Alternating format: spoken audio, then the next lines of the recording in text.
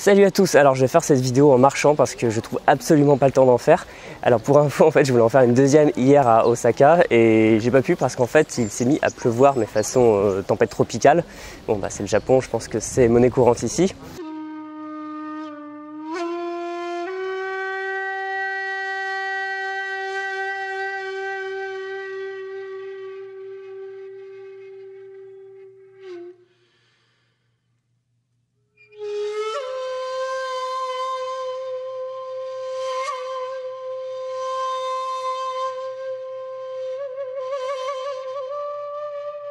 Et bah voilà, j'ai pas pu parce que je voulais absolument chercher autre chose, un temple avec une énorme tête de lion, de tigre, je sais pas trop, peut-être que vous le connaissez. Et après honnêtement je me suis réfugié dans la gare parce que bon je pouvais pas plus, c'était trop me demander. Et après du coup on a pris un train pour aller à Nara et c'est là d'ailleurs qu'on a découvert le fameux système de train japonais avec les changements intempestifs qu'il faut faire sans arrêt. Et hier, on a eu énormément de mal à trouver l'hôtel parce qu'il est vraiment dans une petite rue et c'est un vrai labyrinthe. L'hôtel était tout petit. Il a fallu qu'on retourne à la gare, qu'on demande à une personne qui finalement nous a donné des informations qui n'étaient pas spécialement très enrichissantes, mais on a fini par trouver et on a passé tout l'après-midi enfermé à l'intérieur parce qu'il pleuvait beaucoup trop. Et après, heureusement, on a rencontré un Américain qui vit plus ou moins dans l'hôtel, enfin l'hôtel et auberge de jeunesse, qui nous a fait un tour de la ville la nuit, ce qui était très sympa. Donc là, il a fallu compacter les visites de Nara dans la journée. Alors, si vous ne connaissez pas, c'est la première capitale fixe du Japon, donc en fait il y a plein de temples dedans. Autant de temples du bouddhisme et du shintoïsme. Bon, je vous montrerai dans les petites vidéos que je mets avant et après, et je vais en profiter pour vous faire mes premières impressions sur le Japon. Donc c'est vraiment des impressions en vrac, hein, c'est pas une vidéo construite sur un point précis. Donc peut-être que ça va pas vous surprendre si vous connaissez bien ce pays. Il y a pas mal de choses dont je me doutais, mais bon c'est toujours bien de les voir soi-même, vraiment les constater. Et donc on va voir ça, c'est-à-dire les premières impressions sur le Japon de manière générale. Alors la première chose qui frappe, c'est le côté hyper organisé du pays par rapport à toute la population, parce que en plus vu qu'on arrivait directement à un grand aéroport Narita, puis ensuite Osaka et après de toute façon Tokyo, ça sera encore plus grand, on voit que bon, le Japon c'est un pays hyper peuplé, 120 millions d'habitants, c'est quasiment 2 fois la France, même si il risque d'avoir une grosse chute démographique dans les décennies à venir, mais malgré tout ça marche super bien, tout est organisé à la minute près. C'est un vrai travail d'orfèvre et c'est vrai que c'est impressionnant parce que bon voilà, c'est très connu que le Japon est organisé, mais une fois qu'on y est et qu'on constate vraiment que les trains arrivent et repartent pile à l'heure, qu'il y a toujours quelqu'un pour aider, que le service est nickel, c'est assez spectaculaire. Alors on résulte un système qui est très rodé mais qui peut être un peu déroutant pour les étrangers. Par exemple les trains. Alors en soi c'est pas très compliqué, si vous avez déjà pris je sais pas, le RER à Paris, il y a pas mal de systèmes avec des trains express, des trains régionaux qui prennent beaucoup plus de temps et qui s'arrêtent beaucoup plus souvent dans des petites gares. Mais malgré tout c'est pas super bien indiqué et il faut arriver à savoir où va le train, à bien connaître et souvent à faire des changements. Et honnêtement à un moment j'ai dû demander à au moins 4 personnes pour comprendre le système de train, au bout d'un moment comment ça fonctionnait et où il fallait changer parce que j'allais de la gare de Namba à Osaka pour aller à Nara et en fait il fallait s'arrêter parce qu'il n'y avait aucun train qui allait directement. Donc en fait le premier train dans lequel on est monté un peu au pif, c'était un local qui marquait plein d'arrêts. Et il a fallu changer, et donc il y a un vieux monsieur qui était très très gentil, qui est même sorti pour nous indiquer à qui nous adresser, qui nous disait de descendre à une certaine gare et qui d'ailleurs à un moment est revenu nous donner des conseils dans le train. Et l'employé nous a dit qu'il fallait changer à une autre gare, donc je l'ai plutôt suivi ses conseils, le monsieur était d'accord. Et ce qui fait qu'en fait il faut quand même arriver à faire une sorte de gymnastique, apparemment que les Japonais font super souvent et super facilement. C'est-à-dire qu'ils sortent d'un train, ils vont dans un autre, ils savent exactement sur quel quai ils se trouvent. Donc voilà, tout semble marcher à la perfection, ce qui est assez étonnant, parce que autant, je sais pas, la Suisse ou la Norvège, ce sont des petits pays, on va dire, et tout semble bien réglé. Et là, c'est un pays immense où les choses marchent bien. Et d'ailleurs, ça, je pense que c'est lié, c'est-à-dire que pour que le pays fonctionne bien, il y a un système de politesse qui est très rôder aussi. Et c'est assez déroutant quand on rentre dans des commerces, comme on se fait mais assaillir de formules de politesse, les irashaimase, et après on nous dit merci alors que, enfin je sais pas, on nous sert et on nous remercie en même temps. Alors c'est vrai que au premier abord c'est hyper plaisant parce que ça donne l'impression que les Japonais sont hyper gentils.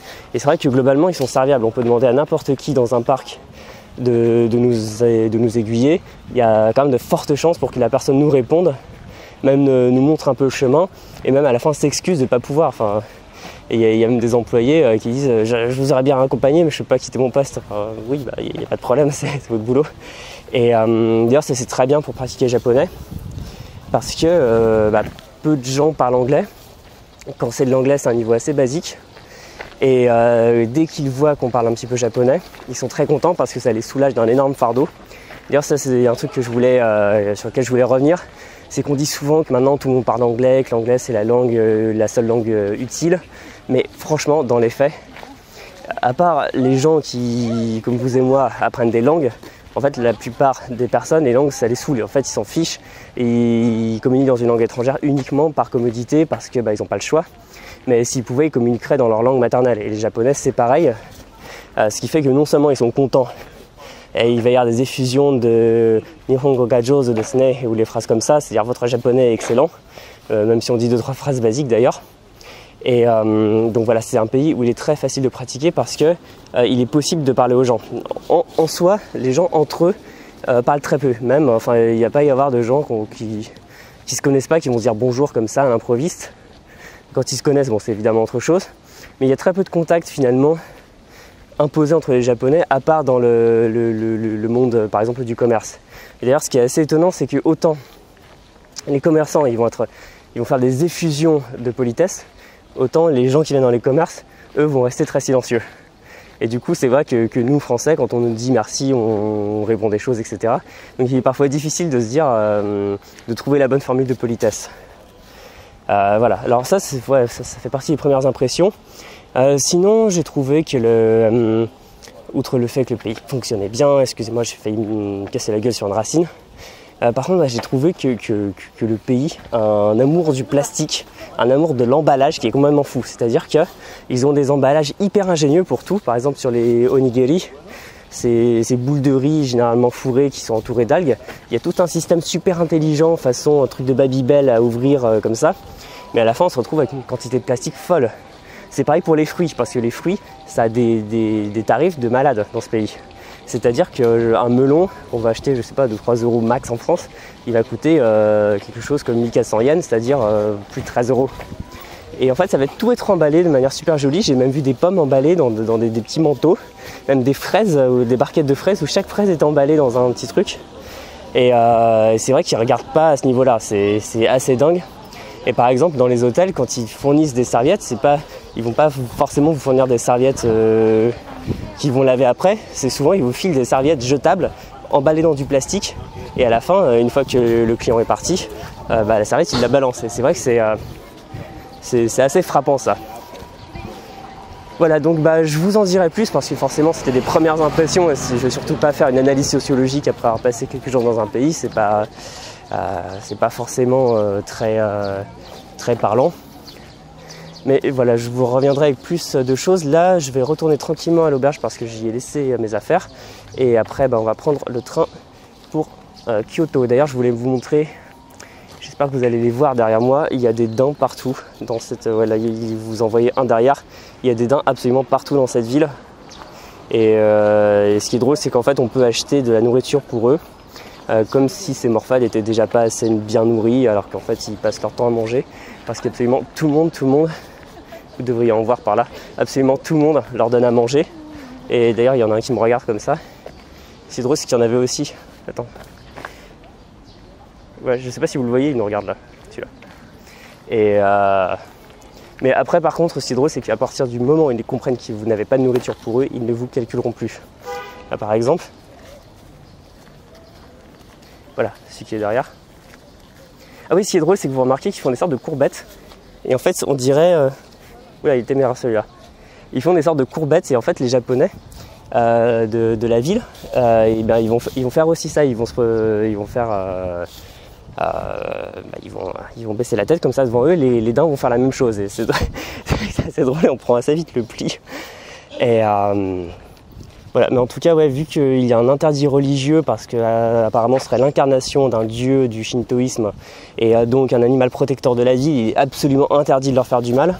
Et j'ai même appris d'ailleurs que si jamais on avait un accident avec un daim qui sortait comme ça sous nos roues en voiture, ce qui généralement détruit la voiture, on pouvait avoir une très très très grosse amende. Bon voilà, je vais retourner dans le centre de la ville, récupérer mes affaires et monter dans le train pour Kyoto. En tout cas, Nara, ça vaut le coup d'œil. Je suis un peu déçu parce que vu que toute la journée d'hier, il y avait vraiment, c'était quasiment la tempête tropicale. Ma veste d'ailleurs, elle n'est même pas complètement sèche. Et c'était impossible de sortir, donc il a fallu tout concentrer en une demi-journée. Mais bon, c'est la vie. Je vous dis à très bientôt dans une prochaine vidéo. Salut!